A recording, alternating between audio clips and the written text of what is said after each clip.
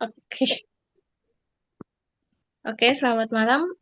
Hari ini saya mau mencoba membacakan terkait sebuah artikel tentang efek dari game project based learning game dalam pencapaian matematika, dalam pencapaian dan motivasi matematika dalam studi komparatif di sekolah dasar.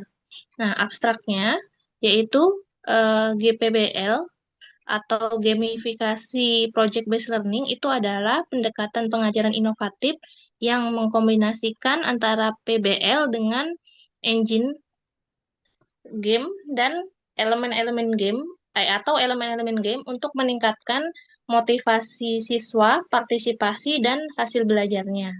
Nah, penelitian ini menginvestigasi dampak dari GPBL yang dibandingkan dengan PBL tradisional pada performan akademik dan motivasi belajar siswa di kelas matematika tingkat dasar.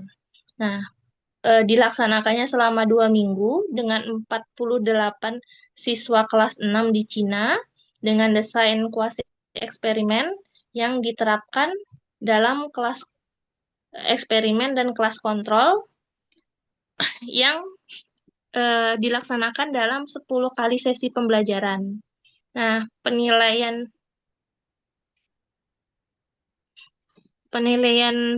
sebelum dan setelah diukur pada kemampuan pencapaian matematika dan perubahan motivasi siswa untuk peningkatan akademik dan dimensi motivasi yang secara signifikan yang lebih daripada PBL. Nah, dilakukan juga analisis kualitatif eh, dengan interview dengan siswa dan guru yang meng-highlight peran dari elemen gamifikasi seperti bermain peran, kompetisi, dan game video interaktif yang eh, lebih engage dan lingkungan pembelajaran yang efektif gitu, efektif dan eh, tadi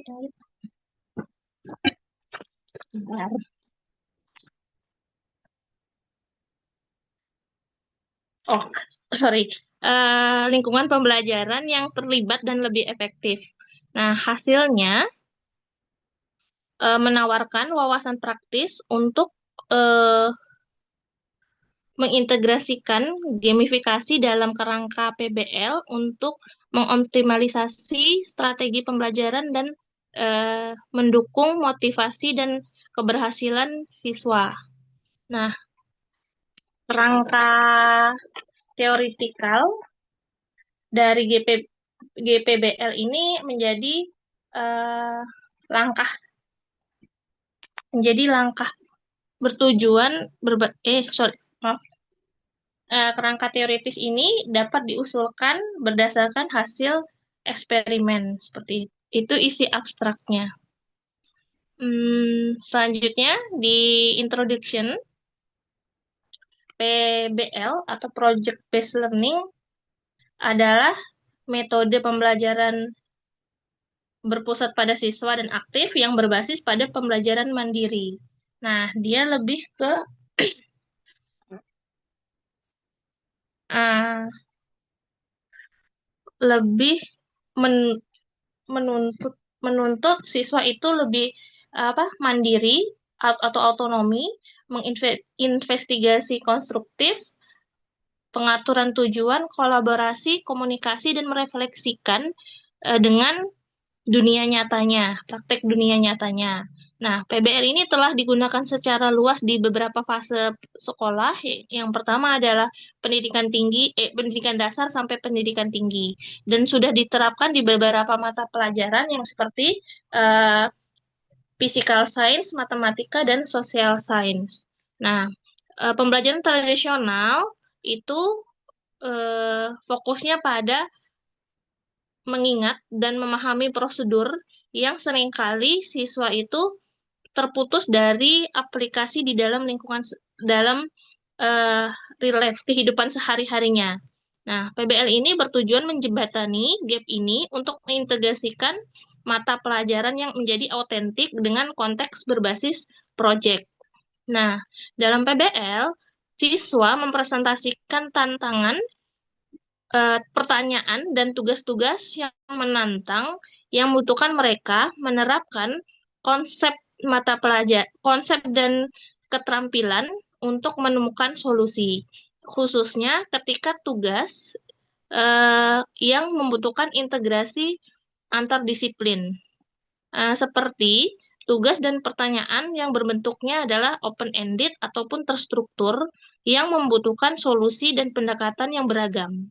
Nah, siswa yang bekerja dalam proyek, mereka terlibat dalam aktivitas inquiry seperti eh, melakukan penelitian, mengkoleksi dan menganalisis data, membuat prediksi, dan mengkomunikasikan hasilnya. Nah, partisipasi dari PBL tidak hanya meningkatkan keterampilan problem solving siswa, eh, tetapi juga engage, melibatkan mereka dalam tugas yang autentik yang berdampak pada berpikir kritis, kolaborasi, dan kreativitas. Nah, meskipun PBL ini banyak keuntungan, ternyata banyak tantangan dan keterbatasannya. Nah, keterbatasan keterbatasan yang jelas adalah PBL itu membutuhkan waktu yang lebih lama, persiap waktu, persiapan dan motivasi. Waktu yang lebih lama, persiapannya dan motivasinya daripada pembelajaran lain untuk menyelesaikan proyek berbasis tujuan. Nah, bagaimanapun efektivitas secara besar dari pembelajaran ini belum memiliki garansi atau belum teruji belum dapat digaransikan. Nah, untuk contohnya seperti penelitian Gracia dan Rodigro yang menemukan bahwa PBL eh, afek- tidak berpengaruh untuk kemampuan manajemen informasi dan problem solving skill dari siswa gitu. Nah, alasan pentingnya adalah kurangnya signifikansi dampak signifikansi PBL mungkin tidak menggambarkan atensi siswa dan memaksa siswa untuk belajar melalui PBL yang memungkinkan dengan penurunan mm, pencapaian akademik. Jadi karena atensi siswanya itu tidak bisa digambarkan, maka memaksa siswa itu mengalami penurunan pencapaian akademik. Nah, motivasi belajar siswa dalam pembelajaran PBL ini adalah sangat penting, krusial, memiliki peran yang sangat penting dalam pencapaian efektivitas dari PBL. Nah, pembelajaran gamifikasi itu merupakan pembelajaran yang efektif untuk meningkatkan motivasi siswa agar meningkatkan motivasi siswa karena daya tarik dari permainan game untuk si manusia. Nah, eh, pembelajaran game ini adalah kata utama untuk mengintegrasikan game secara penuh ataupun elemen game dalam pengalaman belajar untuk mendorong keterlibatan, motivasi, dan hasil belajar. Nah, ada dua cabang dari pembelajaran game ini. Yang pertama adalah game berbasis learning dan game dari pembelajaran. Nah, game based learning itu adalah pendekatan pembelajaran inovatif yang menerapkan full pembelajaran itu seperti game komputer, game video, game yang serius yang memiliki nilai pendidikan. Nah, sedangkan kalau game of learning atau game dari pembelajaran itu adalah eh,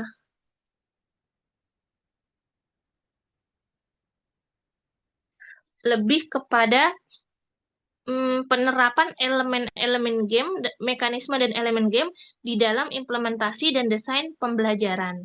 Nah, telah banyak penelitian dahulu yang mendemonstrasikan game pembelajaran game meningkatkan motivasi dan hasil belajar siswa, termasuk kemampuan problem solving, berpikir komputasi, dan pencapaian akademik. Nah, gamification PBL atau project based learning itu eh, eh, pendekatan GPPBL itu mungkin memitigasi motivasi yang berhubungan dengan karakteristik limit dari pembelajaran tradisional. Jadi, dia dapat mengatasi dari pembelajaran tradisional ini. Nah, Huang, Huang melakukan tinjauan review itu menemukan bahwa penelitian sebelumnya telah mencoba itu menggabungkan game learning dengan PBL yang disebut dengan model GPBL yang bertujuan untuk meningkatkan efektivitas dari PBL. Nah, GPBL itu didefinisikan sebagai integrasi game elemen dan mekanik game, elemen game dan mekanik game ke dalam lingkungan PBL untuk meningkatkan outcome pendidikan atau hasil dari pendidikan. Nah, arti ini, arti git PBL itu mencakup PBL berbasis permainan maupun gamifikasi dari PBL. Nah, desain dari proyek yang mengikut atau meniru struktur dan dinamika permainan yang menyediakan kesempatan bagi siswa untuk berpartisipasi secara aktif eh, dalam memecahkan masalah matematika di dalam lingkungan game, di mana mereka dimotivasi dengan tantangan, reward, hadiah, ataupun rasa pencapaiannya gitu.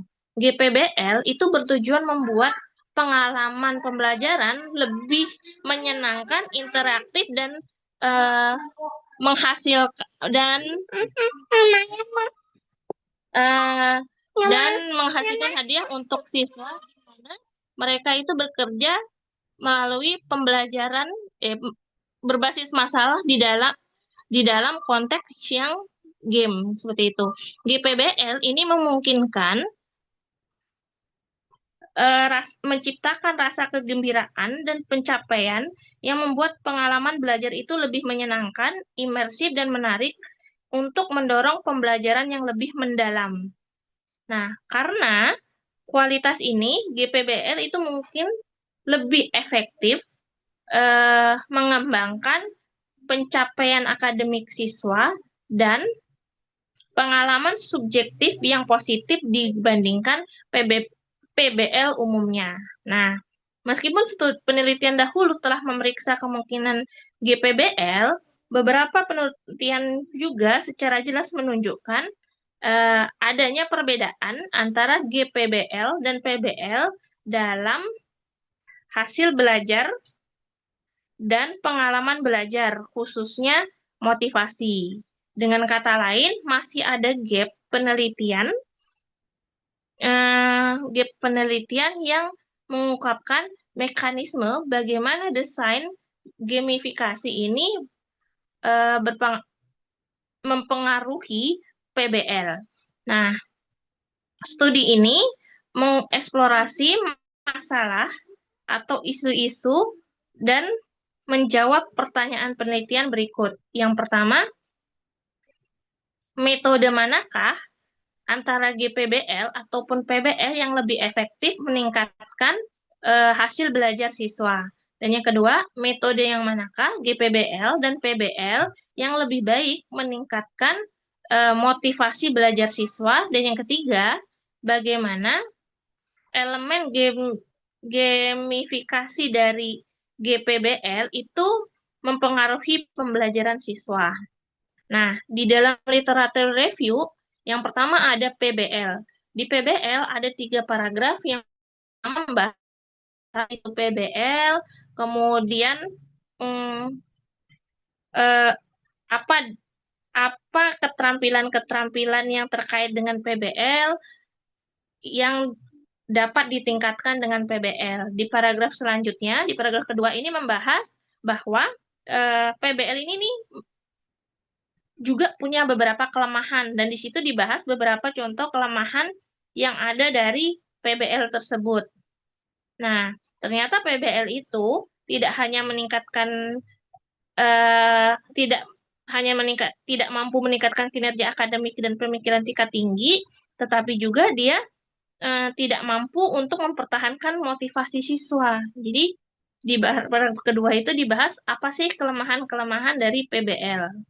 Nah, di paragraf selanjutnya, di paragraf ketiga, nah menerangkan bukan hasilnya itu bukan eh, menyarankan bahwa PBL itu tidak efektif untuk hasil belajar. Nah, tapi lebih menekankan bagaimana desain yang efektif yang agar siswa terlibat lebih mendalam. Nah, di paragraf ketiga ini dijelaskan ada beberapa faktor yang mempengaruhinya. Yang pertama adalah variasi dari keterlibatan siswa dalam tingkat motivasi intrinsik dan minatnya. Dan yang kedua, itu fokusnya adalah potensi partisipasi yang tidak merata dari grupnya. Nah, untuk kajian pustaka yang kedua adalah pembelajaran game project GPB, GPBL dan penelitian ini. Nah, GPBL mengkombinasikan antara game learning dengan PBL. Ia mempertahankan kerangka PBL di mana siswa mengembangkan kompetensi problem dalam lingkungan sehari-hari dengan memasukkan elemen game, memasukkan permainan maupun elemen permainan untuk mempertahankan motivasi dan keterlibatannya. Nah, GPBL eh, menggabungkan elemen yaitu poin, papan peringkat, tantangan, hadiah, kompetisi, kolaborasi, feedback atau umpan balik yang instan, dan rasa kemajuan atau progres dari prinsip-prinsip PBL. Nah, Huang ini mendefinisikan GPBL adalah integrasi game, elemen game, atau mekanik game ke dalam lingkungan PBL untuk meningkatkan hasil pendidikan. Mereka lebih lanjut mengkategorikan GPBL menjadi 4. Yang pertama adalah gamifikasi struktur PBL menggunakan elemen permainan seperti adanya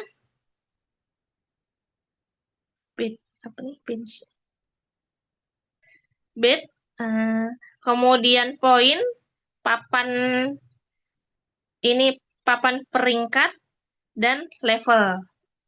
Nah,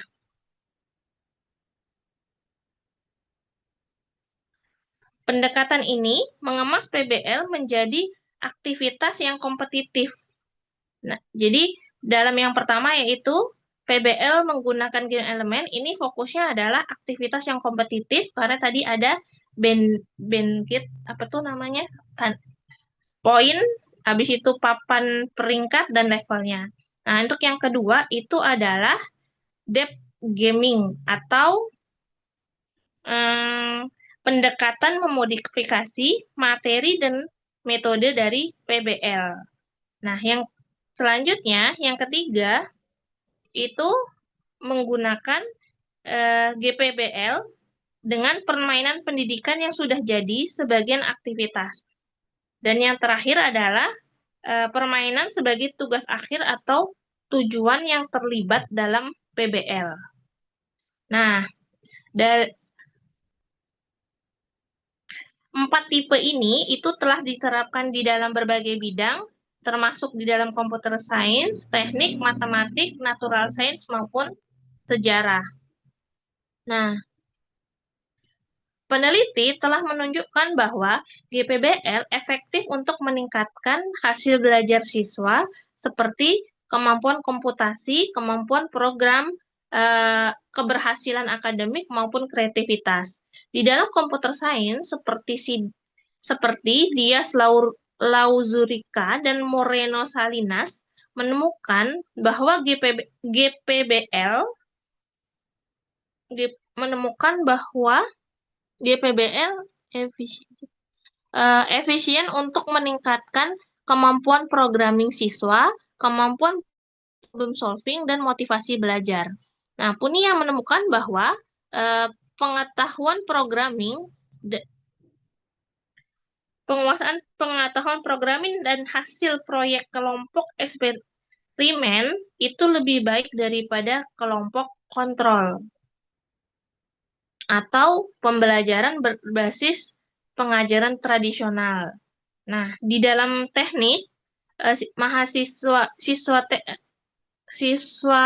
teknik dan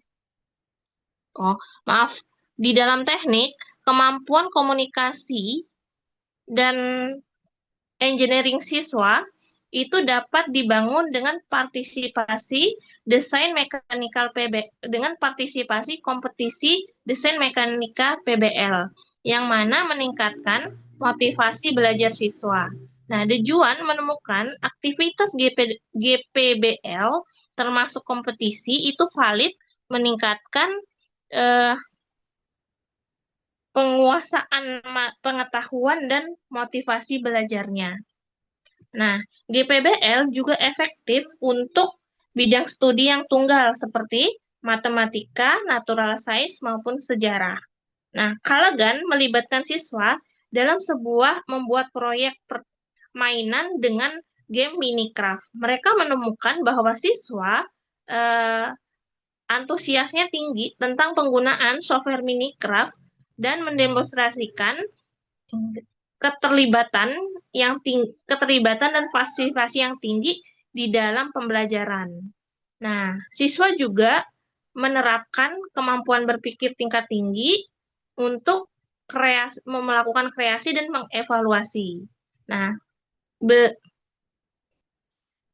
seperti dengan penelitian Baran melibatkan siswa dalam merancang alat permainan berbasis prinsip fisikal di mana menggunakan kerangka PBL. Penelitian ini menunjukkan bahwa siswa memperoleh skor yang lebih tinggi dalam tes fisika melalui pendekatan pembelajaran ini daripada metode pembelajaran berbasis tradisional, di mana juga ditemukan proses pembelajarannya itu lebih menyenangkan. Secara keseluruhan, penelitian sebelumnya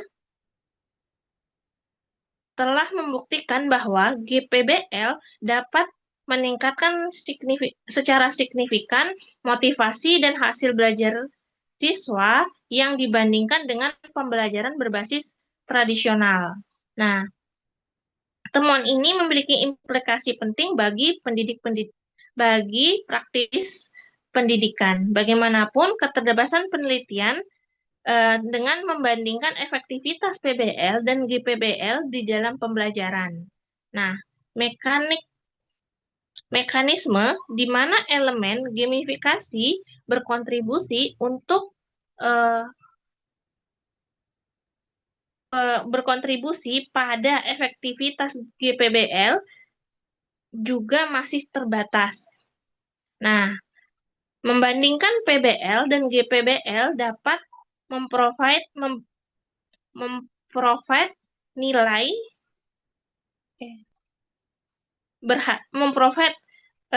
wawasan berharga bagaimana fungsi game dengan PBL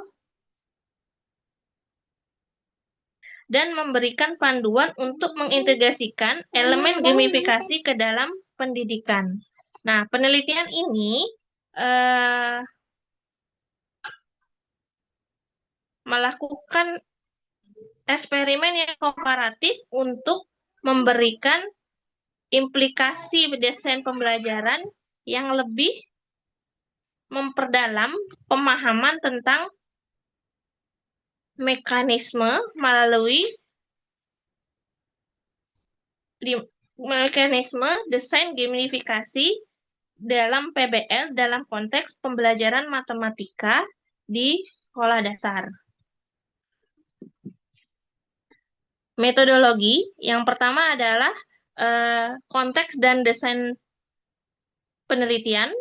Nah, penelitian ini mengkomparasi efek dari GPBL dan PBL pada hasil belajar dan motivasi belajar siswa siswa sekolah dasar pada mata pelajaran matematika yang mengeksplorasi peran dari desain gamifikasi pada aktivitas GPBL. Desain kuasi eksperimen membandingkan kelompok eksperimen atau EG dan kelompok kontrol atau CG berbasis pada masalah ini. Nah, prosedurnya itu disajikan pada gambar 1. Nah, kedua kelompok dari siswa dilibatkan untuk eh, mengidentifikasi materi pembelajaran di bawah bimbingan guru yang sama.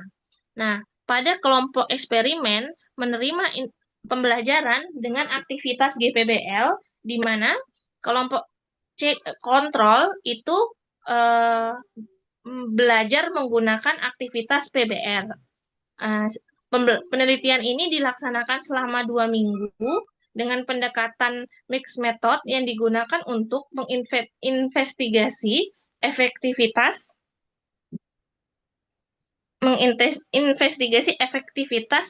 dan penentu kesuksesan GPBL yang memasukkan tes matematika, survei, dan interview sebagai sumber datanya.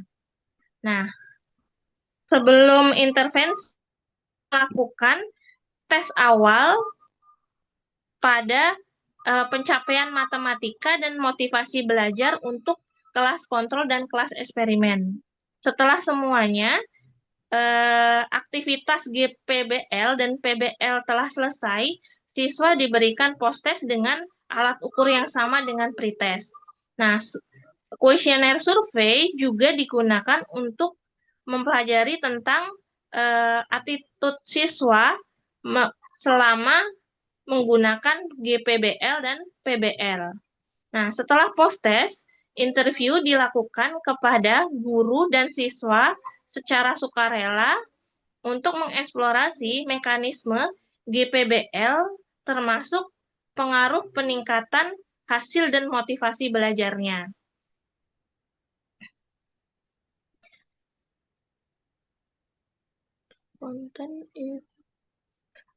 Isi dari interview ini secara difokuskan untuk attitude, berfokus pada sikap siswa terhadap aktivitas pembelajarannya, khususnya peran elemen permainan dan PBL, serta tantangan selama aktivitas tersebut dilaksanakan. Nah, skala plotting ini menjadi konten pembelajaran untuk proyeknya dan tujuan pembelajaran untuk memungkinkan siswa memahami konsep skala dengan jelas, mengetahui cara menghitung skala dengan mahir, dan menghitung skala, jarak pada peta, dan jarak aktual situasi tertentu dengan akurat. Nah, skala plotting dipilih sebagai konten pembelajaran untuk mengukur keterampilan matematika karena karakteristiknya ganda. Yang pertama, penting disiplin ilmu dan tantangan pedagogis yang signifikan. Dan skala ini merupakan titik temu kritis yang menghubungkan matematika abstrak ke dalam lingkungan sehari-hari yang ke dalam hubungan spesial dalam lingkungan sehari-hari. Nah, penguasaan skala ini penting untuk mengembangkan kemampuan penalaran spasial, literasi kuantitatif, dan pemahaman dasar yang krusial untuk pembelajaran selanjutnya. Nah, penelitian terdahulu pada efektivitas dari pendidikan matematika jenisnya adalah pengukuran keterampilan matematika seperti fungsi, geometri, dan keterampilan serta metode berpikir, angka dan kalkulasi, algoritma, dan teori angka. Maaf ya Bapak Ibu, anak saya intermezzo.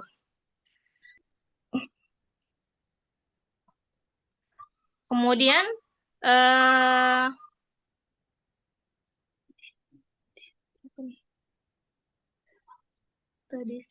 perbedaan yang signifikan karena keterampilan matematika di domain yang berbeda merespon secara berbeda terhadap intervensi perlakuan yang sama.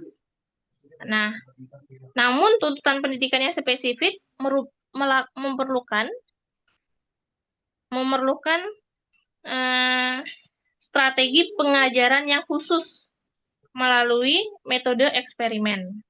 Nah, guru ini menyoroti kesulitan dalam mengajarkan skala peta terletak pada fakta bahwa siswa memahami hubungan antara skala, jarak sebenarnya, dan jarak pada peta. Mereka cenderung bingung melakukan konversi dari ketiga konsep tersebut, yaitu saat melakukan perhitungan dan konversi dalam satuan yang berbeda. Nah, siswa juga mengalami kesulitan dalam menerapkan pengetahuan tentang skala secara fleksibel untuk memecahkan masalah dalam situasi praktis yang sejalan dengan penelitian Hanus di 2021.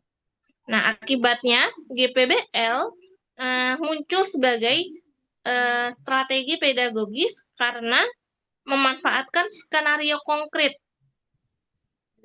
dan gamifikasi serta tugas-tugas yang lebih otentik untuk menjadikan konsep proporsional abstrak menjadi lebih konkret, sehingga mengurangi masalah dari konsep abstrak. Nah, sebelum menyajikan materi di kedua kelas, siswa tidak atau belum pernah terpapar dengan plotting skala atau skala plotting di pembelajaran sebelumnya dan tidak diberikan tugas pra-pembelajaran. Dasar pengetahuan yang sebanding antara kedua kelas untuk memastikan validitas dari efek eksperimen sebagai subjek pengetahuan sebelumnya yang terbatas lebih sensitif untuk lakukan intervensinya atau eksperimennya. Nah, guru melaporkan penggunaan PBL yang terbatas sebelumnya. Nah, penelitian ini dilaksanakan selama 2 minggu dengan kelompok siswa yang berpartisipasi pada aktivitas pembelajaran 5 kali seminggu dan dengan setiap aktivitas itu lamanya 45 menit. Nah, penelitian ini dilakukan di ruang kelas yang didukung teknologi dengan papan dan bangku yang dapat dipindahkan atau yang interaktif, papan tulis interaktif, dan akses internet. Nah, gambar 2 ini menunjukkan bahwa lingkungan kuasi eksperimen, kolaborasi siswa, dan scan adegan dari PBL. Nah, PBL dan GPBL desain. Nah, kerangka kerja utamanya itu melakukan berdasarkan kerangka kerja dan proses utamanya itu berdasarkan The Book Institute for Education tentang standar model dari PBL. Tugas PBL adalah untuk mendesain ulang auditorium sekolah untuk membuatnya itu lebih useful, berguna. Desain PBL ketika mendesain dan menggambar denah lantai auditorium, siswa membutuhkan menerapkan pengetahuan mereka tentang skala plotting, skala untuk mengkalkulasikan secara aktual panjang dan lebar berbagai objek di dalam auditorium dan menandai dimensi dari lantai denah lantainya. Nah, desain instruksi metode PBL bertujuan mencapai 3 fungsi.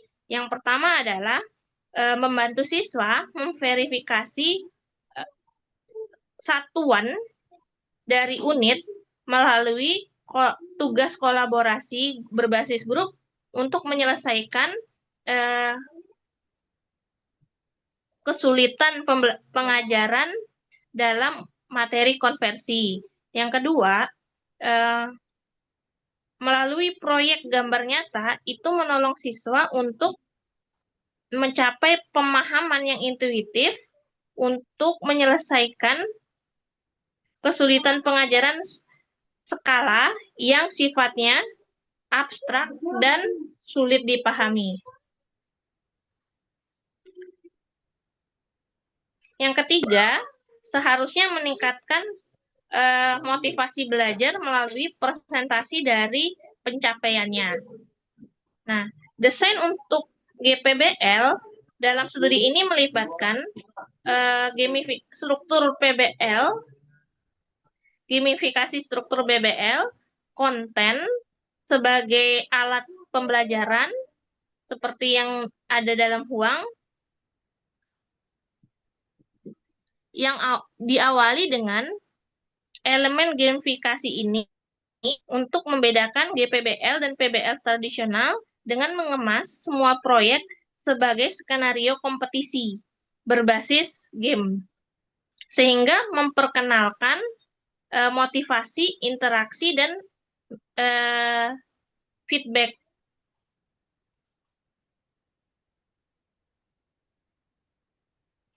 Yang lebih spesifik, selama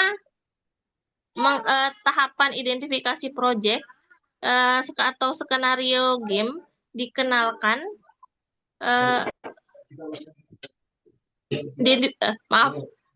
secara spesifik, selama tahapan identifikasi project, skenario game digunakan untuk memilih perusahaan desain interior untuk merenovasi auditorium berbasis proposal desain dari berbagai company. Dengan skenario ini, setiap tim merepresentasikan sebagai company dari desain interior dan anggota tim mengambil peran sebagai desainer interior. Aktivitasnya adalah berupa kompetisi tim dan siswa bekerja secara kolaboratif untuk menghasilkan hasil proyek yang berkualitas tinggi untuk menang. Ranking kompetisi kemudian mendorong motivasi siswa untuk berpartisipasi di dalam pembelajaran. Yang kedua, konteks PBL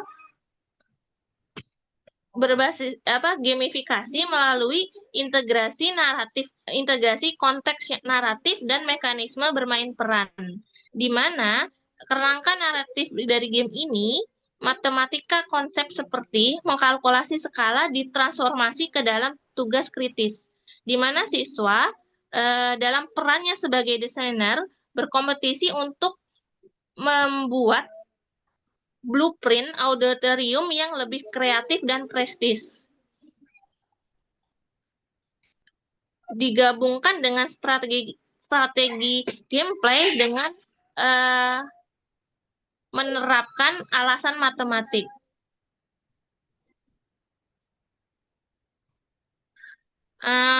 Konten pembelajaran disusun sebagai seri dari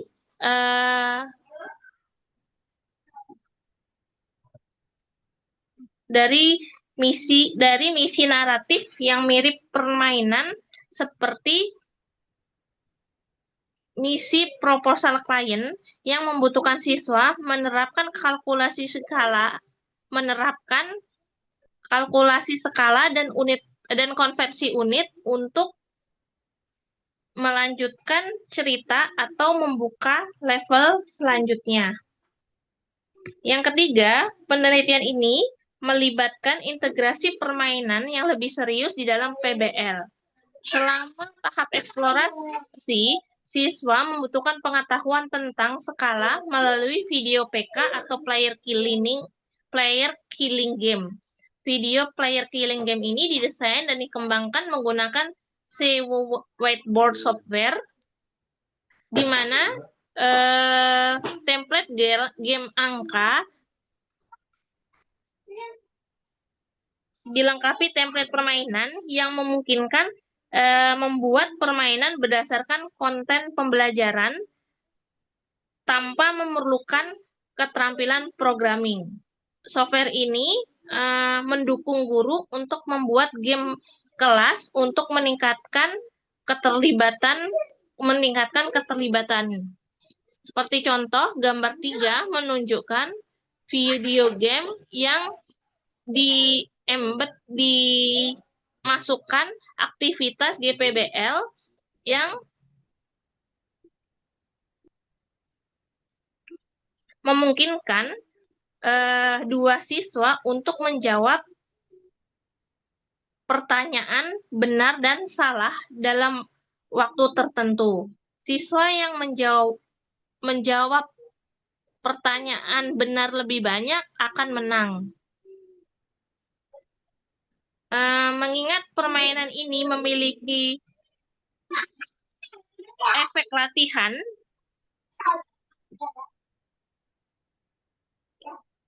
dalam mengkonsolidasi latihan bagi siswa, latihan berbagi kertas juga dimasukkan ke dalam kelompok PBL untuk mengontrol kinerjanya. Jadi pada GPBL itu latihannya dalam video game, sedangkan PBL menggunakan paper based practice dalam kegiatannya. Nah, alur kegiatan GPBR itu diilustrasikan seperti pada gambar 4. Nah, aktivitas kegiatan PBL terdiri dari beberapa tahapan. Yang pertama yaitu identifikasi proyek, perencanaan, eksplorasi, sharing hasil, dan evaluasi. Nah, di tahap identifikasi proyek, guru membuat konteks dan memperkenalkan pertanyaan yang menggiring untuk atau masalah yang perlu dipecahkan. Nah, pada tahap planning, guru merinci tugas-tugas yang terkait masalah dan mengorganisir siswa ke dalam kelompok dalam perannya spesifik. Nah, pada tahap eksplorasi, berfokus pada kolaborasi dan penelusuran siswa untuk menyelesaikan proyek mereka dengan guru, memberikan dukungan instruksional sesuai kebutuhan. Dan pada tahap berbagi hasil, tim siswa lain mengajukan pertanyaan, memberi saran, dan terlibat dalam diskusi dan evaluasi. Pada tahap evaluasi, guru menilai performa setiap tim dan hasil proyek, serta mengorganisir evaluasi diri dan evaluasi antar siswa sambil membimbing mereka untuk merangkum pengalaman mereka selama kegiatan. Guru perlu memberikan bimbingan umpan balik yang terarah yang mendukung pemahamannya terhadap konsepnya. Siswa ini didorong untuk terus melakukan refleksi pekerjaan mereka dan melakukan penyesuaian yang diperlukan pada aktivitas atau proyek mereka.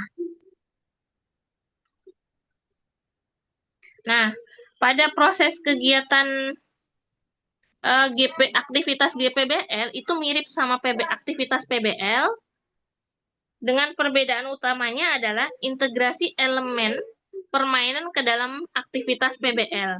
Nah, desain gamifikasi yang terintegrasi ada pada model GPBL ada 3. Yang pertama adalah gamifikasi dari struktur PBL, yaitu kompetisi. Yang kedua adalah gamifikasi konten PBL berupa naratif atau bermain peran.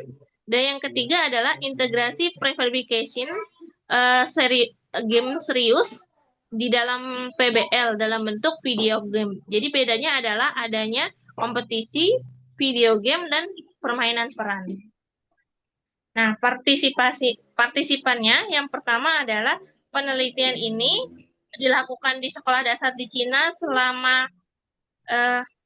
musim semi 2022, 2 kelas 6 dengan 48 siswa berpartisipasi, di mana ada 11 laki-laki, 13 perempuan di kelas kontrol, dan 10 laki-laki, 14 perempuan di kelas, 11 laki-laki dan 13 perempuan di kelas eksperimen, 10 laki-laki dan 14 perempuan di kelas kontrol.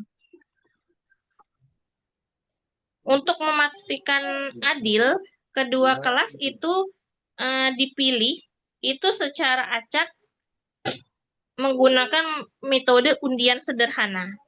Nah, siswa di kelas kontrol berpartisipasi menggunakan aktivitas GPBL dan siswa di kelas eksperimen berpartisipasi dengan aktivitas GPBL, sedangkan siswa di kelas kontrol berpartisipasi dengan aktivitas PBL. Nah, semua siswa ini mengambil pembelajaran matematika dengan guru yang sama. Nah, sebelum penugasan, guru menjelaskan secara terbuka kepada siswa tentang aturan dalam penugasan. Nah, siswa memiliki hak untuk tidak berpartisipasi dalam metode pembelajaran ini, dan mereka tidak akan mendapatkan penilaian negatif atau perlakuan yang berbeda. Nah, penelitian ini adalah penelitian mixed method pendidikan dengan sampel proposif menjadi strategi utama di dalam perekrutan interview, yang mana dilengkapi dengan sampling berstrata dan variasi maksimumnya. Nah, calon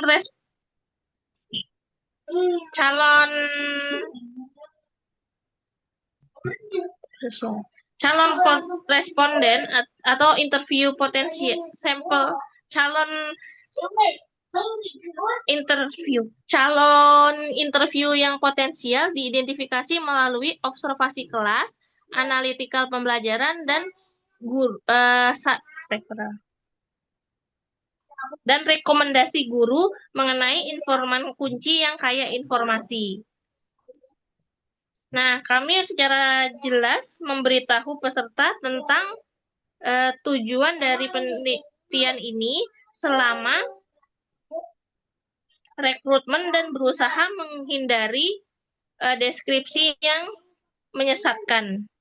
Nah, ada 8 siswa yang diinterview yang terdiri dari 5 di kelas eksperimen dan 3 di kelas kontrol. Pada di kelas eksperimen, itu mencakup siswa dengan pencapaian tinggi ataupun rendah, dipilih secara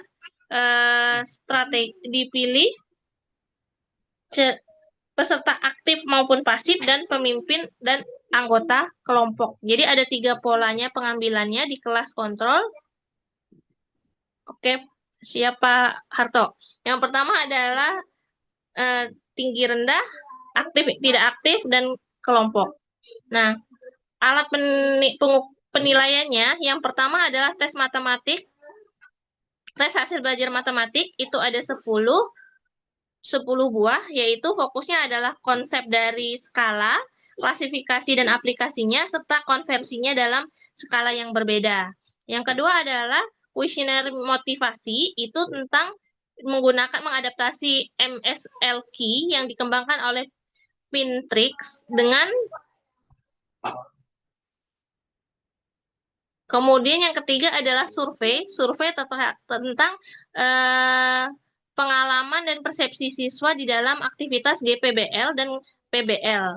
Nah, ada tiga komponennya. Yang pertama, student impression di dalam aktivitas pembelajaran, kemampuan dan pengetahuan mereka. Yang terakhir adalah persepsi dan feeling mereka tentang aspek gamenya sendiri. Dan interview juga isinya ada tiga, yaitu impresi impresi mereka di dalam aktivitas pembelajaran, peningkatan kemampuan dan pengetahuan, serta opini mereka terhadap GPBL dan PBL. Nah, analisis data kualitatif itu menggunakan SPSS 24 untuk mengukur T-testnya pada hasil belajar dan motivasi. Untuk analisis kualitatif terhadap interview itu menggunakan NVivo 11 untuk melihat pola dan tema respon dari jawaban siswa. Nah, ada 4 dimensi, yaitu player, event, rules, dan space-nya. Nah, hasil yang pertama adalah efek dari hasil belajar matematika.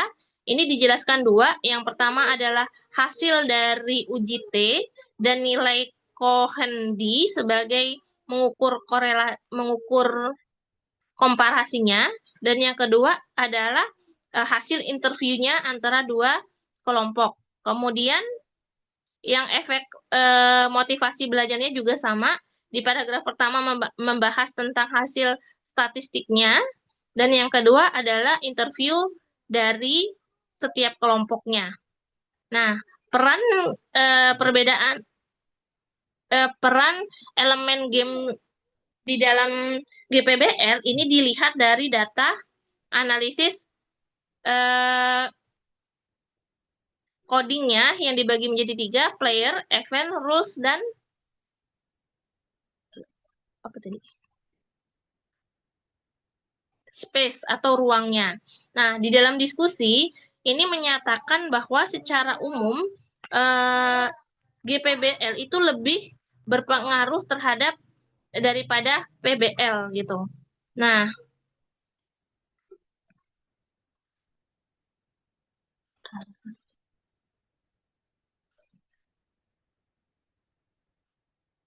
oke. Nah, di dalam roket model GPBL ini ada tiga kelompok. Yang pertama yaitu kelompok control system, yang kedua structural system, dan yang ketiga adalah propulsion system.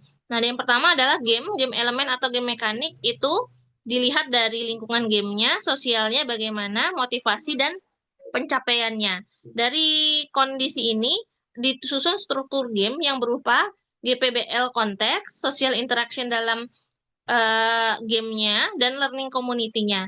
Dari tiga struktur sistem ini disusunlah GPBL inquiry. Dari GPBL inquiry ini ada tiga, yaitu yang diukur adalah kognisi siswa, pencapaian kemampuan dan keterampilan siswa, serta konstruksi sosialnya, yang berakhir pada munculnya tujuan pembelajaran yang akan diukur nanti berdasarkan hasil proyeknya, high order thinking-nya, dan pengetahuan serta keterampilannya yang sebagai penilaian pembelajarannya. Nah, secara umum, penelitian ini memeriksa impact dari GPBL dan PB. Kesimpulannya, penelitian ini memeriksa impact dari GPBL dan PBL pada motivasi dan hasil belajar siswa. Nah, hasil secara jelas mengindikasikan bahwa GPBL dan PBL signifikan meningkatkan performa akademik dan motivasi siswa dengan menunjukkan GPBL yang lebih memiliki efek. Nah, interaksi elemen GPBL termasuk bermain peran, game serius, dan aktivitas kompetitif menuliskan lebih engagement dan pembelajarannya itu lebih kolaboratif dan menarik, dan tidak hanya meningkatkan hasil belajar tetapi juga menjaga motivasi siswa melalui proses pembelajarannya. Peneliti seharusnya mengintegrasikan game learning ke dalam kerangka tradisional PBL itu agar lebih dynamic dan lingkungan motivasi belajar.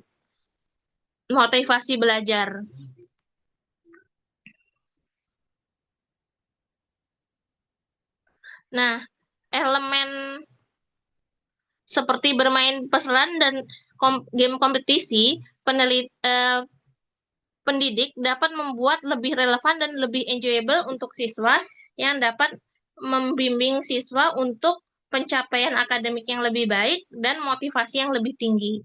Nah, kolaborasi dari GPBL seharusnya juga dapat berperan krusial untuk menjaga keterlibatan dan peningkatan pengalaman siswa. Nah, keterbatasan penelitian ini yang pertama yaitu waktunya itu relatif singkat, hanya 2 minggu, dan tidak dapat menggambarkan secara utuh GPBL dan PBL-nya. Dan yang kedua, eh, pengaturan pendidikan yang spesifik ini hanya untuk siswa matematika di sekolah dasar, dan fokusnya adalah pada materi skala. Nah, yang selanjutnya tidak ada interview itu tidak melibat apa interview tidak mencari informasi tentang pemahaman plotting siswa yang pada PBL, aktivitas PBL dan GPBL. Nah, selanjutnya penelitian ini membutuhkan eksplorasi efek dari pengembangan model GPBL dalam pembelajaran untuk konteks di luar matematika. Dan yang ketiga, meskipun analisis mekanik game elemen untuk perspektif interview, itu bagaimana elemen tersebut berkontribusi untuk diobservasi efek secara kuantitatifnya. Artinya belum dilakukan observasi kuantitatif terhadap elemennya. Dan yang terakhir, eh, kompetitif siswa.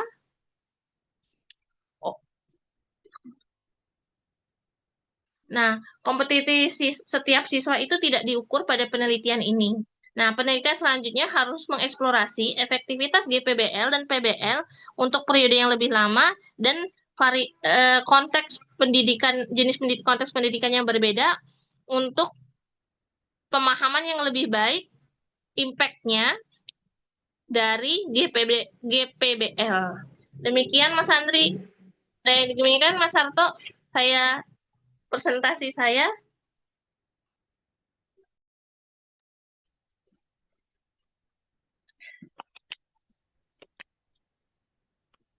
Oke. Terima kasih Mbak Eh, Novika. Maaf Mas, udah kemalaman ya? Jam berapa ya kalau di ini? Di Udah Indonesia. jam 9 lewat soalnya. Ya, it's okay. Terima kasih Mbak Novika atas penjelasannya. Mungkin Bapak Ibu ada yang mau ditanyakan barangkali dari paper ini? Mas Andri, Mas Andri, Ya, ya Pak eh, Kadir. eh, ini kan be- kalau nggak salah kan rumus masalahnya kan efektivitas ya. Itu biasanya apakah perlu ada pembahasan reliabilitas dan validitas satu instrumen itu sendiri? Kalau saya lihat beberapa artikel itu biasanya kalau efektivitas ada minimal menyinggung tentang reliabilitas dan validitas satu instrumen itu sendiri. Makanya kalau tadi saya coba terjemahkan terus apa semuanya, saya nggak menemukan validitasnya. Reliabilitasnya agak sih ada, tapi kalau Betul. validitasnya belum ketemu.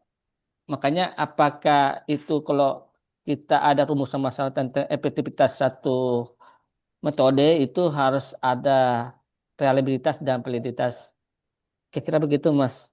Iya, ini terkait instrumen ya Pak Kadir. Iya, iya betul, Mas. Mm.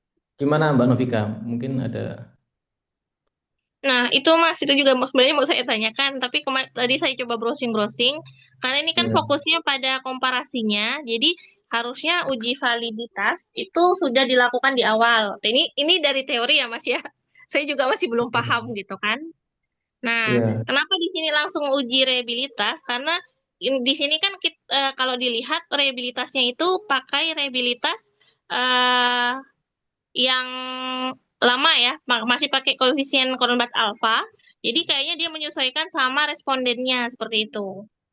Nah, maka perlu diujikan terkait validitas lapangan atau reliabilitasnya. Nah, itu yang saya dapat, tapi saya masih belum paham juga. Oke. Mungkin nanti Mas Harto mau mengoreksi ya. Jadi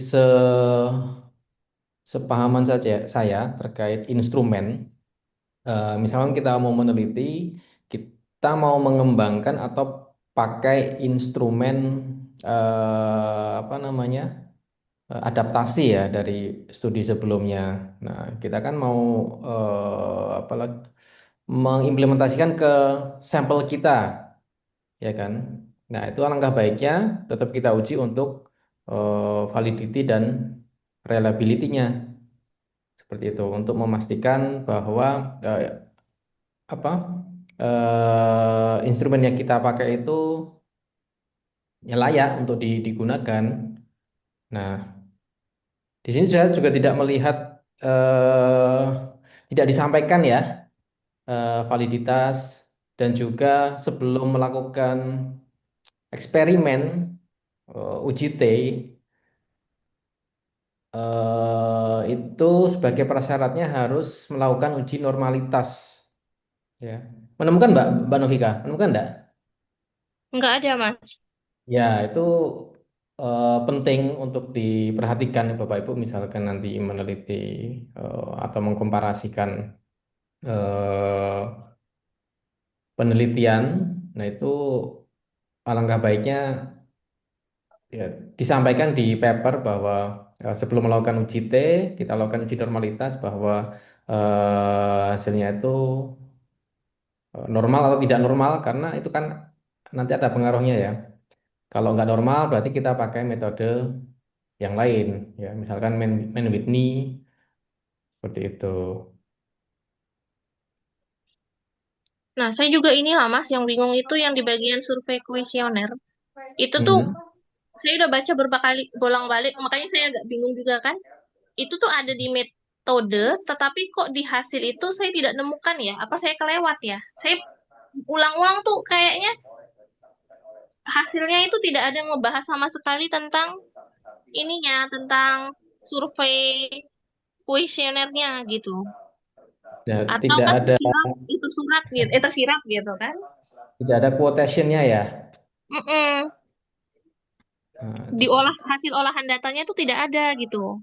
Kira-kira kenapa itu ya saya juga masih mempertanyakan terkait dia artikel ini. ya, di data analisis dia menyampaikan kalau dia mengacu ke tematik tertentu. Jadi dia sudah menentukan tematiknya seperti learners, learning content, learning strategies dan learning environment. Ini eh, baiknya kalau saya pernah diskusi dengan teman ya, Hmm. kalau kita menentukan berdasarkan tematik yang sudah ada atau berdasarkan teori, kita mention teorinya dari siapa.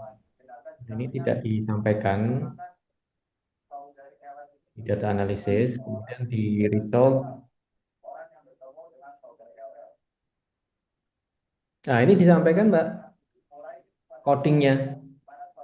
Jadi Iya, di itu tabel 3 hmm, dia membagi jadi beberapa tema dan dimensi. Lalu ini eh, contoh dari jawabannya. nah, yang ini kan interview, Mas. Kalau yang data kuesioner itu kan yang saya baca itu di setiap pertemuan itu dikasih data kuesioner gitu kan. Survei kuesionernya gitu kan. Tapi itu Hmm. tuh nggak dijelasin gitu. Saya masih belum nemukan gitu. Apa tersirat gitu kan? Saya juga kurang paham. Oke, tidak dimention di hasil ya. Hasil. Mm-mm. Secara tersurat ya, Mas. Iya, iya, Takutnya iya. tersirat seperti itu. Iya.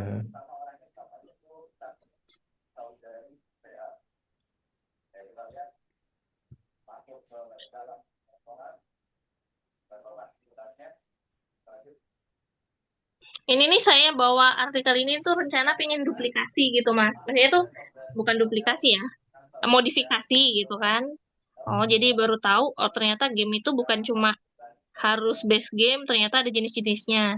Cuma ngebaca ke belakang-belakangnya, ya itu tadi, yang pertama saya nemukan gapnya itu, kok nggak ada data uji validitasnya. Yang kedua, eh, hasil surveinya itu tidak dijelaskan secara ini, secara tersirat lah di dalam hasil. Beda sama yang interview sama data pretest post-test itu kan dijelaskan tuh yang di paragraf satunya dia pasti ngebahas tentang eh, apa data pretest post-testnya perubahannya di paragraf 2 hasil interviewnya tapi itu tentang surveinya tuh nggak ada dibahas di secara tersirat gitu tersurat gitu. Oke, mungkin Mbak Novika bisa membuatnya lebih simpel, ya, Mm-mm. misalkan adaptasi bisa dibuat lebih simpel. Mungkin untuk data kualitatif bisa fokus ke salah satu ya, Mm. mau pakai essay reflection atau wawancara, ya, Mm-mm. biar mungkin tidak overlapping, bisa fokus ke salah satu. Saya kira itu udah cukup. Terus, nah mungkin bisa dilengkapi juga dari paper yang kita baca ini mungkin ada kekurangan, nah, nanti bisa Mbak Novika eh, lengkapi. Menarik ini Mbak, misalkan mau diadaptasi. Karena kan di endingnya itu apa dia kan mengharapkan ada di mata pelajaran yang lain seperti itu kan. Ah, berarti kan menutupin saran dari penelitian ini gitu. Iya betul.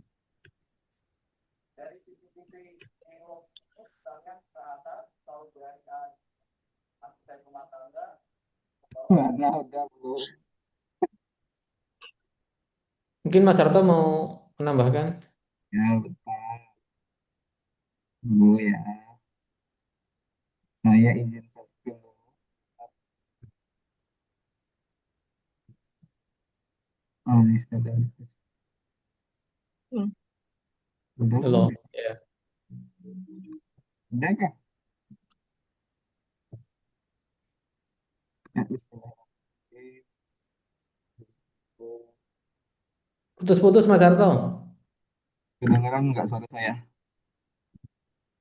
Bentar. Oh,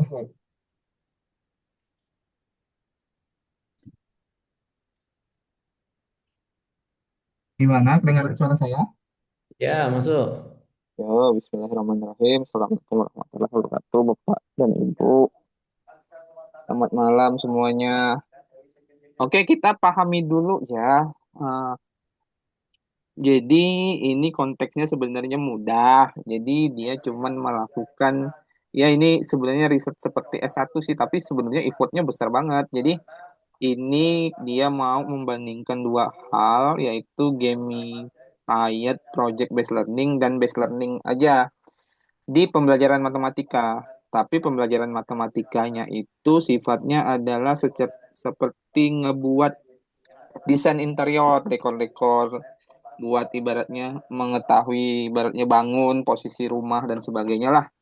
Terus yang diukur adalah matematik achievement sama motivation ya di elementary education. Jadi kalau Bapak Ibu lihat, ini adalah contoh di mana yang modalnya majority adalah T-test, tapi bisa publish loh di Q1 jurnal. Ini T-test aja nih modalnya. Jadi ada control group eksperimen, kontrol sama experimental group. Control groupnya berarti yang PBL. Experimental groupnya itu gamified PBL. Oke ya. Jadi Bapak Ibu tadi udah jelasin ini. Intinya gini, ini dia fokus ke riset question ini. Jadi tujuannya itu ngejawab riset question ini. Data itu kan ada data. Itu data itu bisa ditreat dengan banyak cara. Tapi ketika kita riset questionnya mau ngelihat misalnya yang pertama itu membandingkan student learning outcome, itu kan berarti achievementnya ya. Sama yang kedua itu student learning motivation. Terus yang ketiga itu gimana GPBL ini mempengaruhi siswa dalam pembelajaran. Nah, ini dijawab dengan kualitatif ya. Jadi nomor satu itu kuantitatif. Nah, ini biasakan Bapak Ibu satu itu kuantitatif, dua itu kuantitatif, nomor tiga ini kualitatif. Ini T-test sama tematik analisis yang terakhir. Jadi ini cuma literatur review, loncat aja Bapak Ibu ke sini dulu ya. Jadi ini riset desainnya dan konteksnya dia jelasin apa itu GPBL, PBL, gimana nanti split test dan post testnya. Jadi prosedur yang kayak gini ini bisa ditiru kalau Bapak Ibu misalnya punya konteks, misalnya kalau Mas Andi kan dosen tuh, berarti dosen kan satu semester bisa ngajar ya 2 minggu intervention, it's okay lah. Terus Bapak Ibu lihat di sini instrumennya itu kan seharusnya ada 4 ya, cuman hasilnya itu ada 3. Jadi Bapak Ibu pahami ya, ini mungkin ada yang kurang, mungkin karena limitation atau kelupaan atau gimana. Nanti kita lihat dulu ya. Ini kan test of mathematics learning outcome. Ini achievementnya. Dia pakai 10 question. Dia cuman tesnya ini nggak ada. Tadi saya udah email minta instrumennya, cuman nggak tahu dibalas atau nggak. Jadi dia pakai instrumen before and after test of mathematics learning outcome. Jadi tes matematika. Dia dapat pretest kelompok alfanya 0,7 sama ini yang untuk pretest sama prosesnya 0,75. Ini cuman ibaratnya pelengkap kalau itu reliable. Cuman di sini memang tidak membahas kayak validity karena tujuannya bukan itu. Tujuannya cuman melihat sebelum dan sesudah. Udah itu dia reliable. Learning motivationnya dia pakai adaptasi, motivated strategy of learning questionnaire by Pintrix et al. Terus udah diadaptasi oleh banyak orang, disesuaikan, dikasih reliability-nya. Jadi in some case nge-report reliability itu cukup untuk memastikan instrumen itu reliable gitu. Kalau valid kan di instrumen sebelumnya udah, tapi dia mau lihat reliability itu karena tujuannya bukan valid, tapi kalau teman-teman bisa menghasilkan satu research question lagi valid and reliable itu lebih bagus. Terus di survei questionnaire ini tujuannya apa? Dia mau student perception and experience. Jadi sebenarnya dia nih buat questionnaire tapi untuk melihat perception sama experience di GPBL dan PBL activity. Harusnya ada questionnaire, tapi di sini nggak ada hasilnya ya. Terus interview dia pakai beberapa item, mungkin interview untuk ngelihat gimana impression. Ini kan there are 3 interview them of for student, including their impression, enhancements, of knowledge and ability, dan opinion. Jadi ada 3 nih. Jadi kalau Bapak Ibu mau buat interview, kalau pertanyaannya harus mengarah ke sini nih. Gimana sih GPBL ini ibaratnya berpengaruh kepada ibaratnya pembelajaran kalian di kelas gitu sebagainya. Terus data analisisnya model SPSS aja sama NVivo untuk tematik analisis.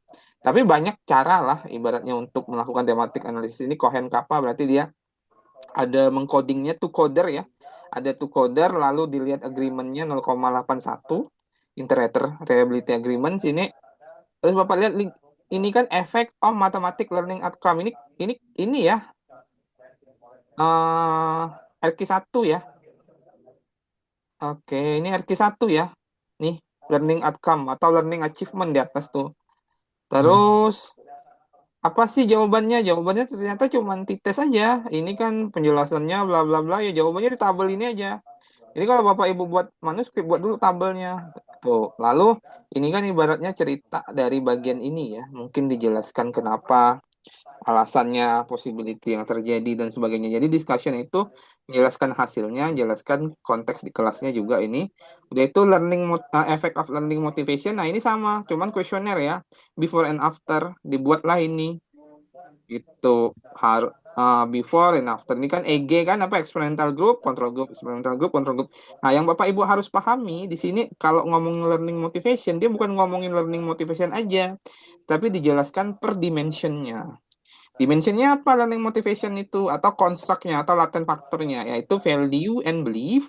Belief about learning-nya ada 2 nih dimensionnya. Before after, pretest, pretest, post-test ya. Berarti before and after, udah itu ini experimental group, control group, dan sebagainya. Ini tabel yang cukup kompak ya. Harusnya ada lagi nih Cohendy. Jadi kalau Bapak Ibu pakai SPS 27 ke atas, Cohendy-nya langsung muncul biasanya keluar di tepi sebelah kanan nih. Zaman ini dites lah, ini ada T-nya. Itu ya. Terus kalau Bapak Ibu lihat, yang ini, the role of different game element in GPBL, ini udah isinya adalah hasil dari interview. Dia buat dulu dimensionnya, dibuat dulu nih dimensionnya. Ini harusnya pakai AI bisa nih. Jadi hasil coding, hasil interview itu ditranskripsikan, dimasukkan, lalu dibuatlah dimensionnya, layer, event, rule, space, lalu dikasih definisi temanya ini role playing, udah itu SIWO whiteboard game, leaderboard competition, interaction and fun, lalu gimana efeknya, lalu dilihat coding example-nya, contoh-contoh codingnya atau coding quotation-nya. Ini bukan coding example ya, harusnya quotation. Salah nih ya, quotation. Terus dijelaskan lah pakai kualitatif, cuman ini dimasukin student A, note bla bla bla, student B, state bla bla bla. Ini kan dia dimasukin dalam satu paragraf. Ya, it's okay sih, cuman ini biasanya agak harus lebih teliti bacanya di sini. Oke, udah selesai. Lalu selesailah ini in summary, ini kan result in summary, dia ngomongin tentang summary dari ini ya, 4 hal ini. Terus discussion-nya dia ngomongin efek of GBPL, berarti dia jelasin efeknya, terus possibility gamified tuh lain nggak dengan preview study dan sebagainya. Lalu ini role of gaming elemen GPBL. Terus dia dijelasin di sini perannya apa, ini ada interviewnya. Terus ini novelty dia, rocket model of GPBL. Ini penting Bapak Ibu. Kalau Bapak Ibu buat something yang ibaratnya, jadi dia ini bukan cuma ngeteskannya, dia buat gamenya mungkin. Lalu dia buat model ini. Model ini apa? Kalau Bapak Ibu lihat kan ini kan model yang dibuat sama si penulis ya di bagian discussion. Jadi GPBL inquiry. Ini bagus Bapak Ibu. Jadi kalau Bapak Ibu misalnya datanya, dia punya data tuh limited. Jadi logikanya kalau saya reviewer, data dia itu cuma before after 24. Maka harus ngasih suatu something jadi add value dari artikel ini. Jadi dia buatlah suatu ini the rocket model ini berdasarkan hasil activity, observasi sama interview. Dibuatlah model ini jadilah rocket model GPBL ini. Lalu ya conclusion, it's okay, limitation of research work. Jadi Bapak Ibu jangan terpaku sama ibaratnya, oh biasa itu harus validity random enggak. Jadi tujuan dari paper ini adalah ngejawab research question itu. Bukan harus ibaratnya harus ini, harus ibaratnya validity random, it's okay. Jadi kalau Bapak Ibu banyak membaca, nanti Bapak Ibu lihat berbagai possibility yang mungkin. Tapi memang ini kurang satu ya. Hasil dari survei kuesioner itu untuk persepsi dan experience itu nggak muncul. Harusnya ada. Yang ini nih. Nah, ini nggak ada nih hasilnya nih. Maybe ya bisa dihilangin aja. It's okay sih sebenarnya. Tapi mungkin kesalahan dia atau ada limitation dari word limitation dari artikelnya. Udah itu aja sih. Kalau ada pertanyaan silakan ditanyakan.